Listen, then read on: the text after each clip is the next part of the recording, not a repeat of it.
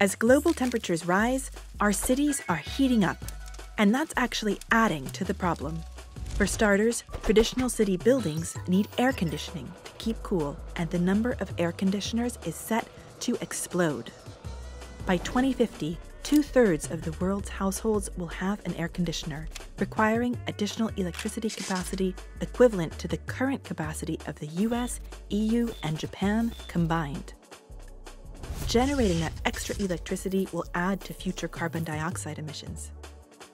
There will also be leakage of refrigerants from individual units to consider, though there are now international agreements in place to phase out the use of hydrofluorocarbons and chlorofluorocarbons in traditional air conditioners. But simple design strategies such as adding green spaces, planning wider urban streets, and low buildings to increase wind flow-through are among other measures that can help to reduce heat gain. Municipalities in areas including Australia, the US, and India have implemented cool roof programs where roofs are painted with solar reflective paint, covered in white tiles or white membrane. Cool roofs can stay up to 33 degrees Celsius cooler than conventional materials during peak summer weather.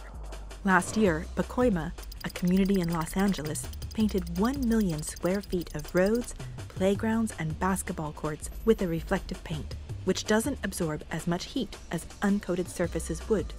Sydney suburb Wilton now insists that all new housing must have room for a tree in the garden to produce shade, while urban climate tech startup BioShade uses hydroponic systems to grow plants by up to 10 inches a day, helping to accelerate the growth of natural shade in cities. In Greece, Athens hopes to use a piece of its ancient underground aqueduct to revive 20 wells in the city for purposes such as irrigating new green spaces, which are being expanded to alleviate the impact of sweltering temperatures. Meanwhile, new legislation in France means that all car parks with spaces for at least 80 cars will need to be covered by solar panels. As well as providing power, the panels will shade the cars, meaning they will require less air conditioning when the owners come to use them. Keeping cool is not a luxury. Heat waves kill 12,000 people annually, and almost 1/3 of the world's population faces dangerous temperatures for more than 20 days a year.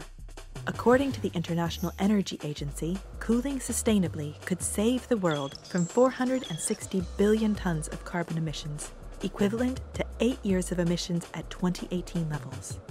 The challenge now is to keep cool without contributing to climate change.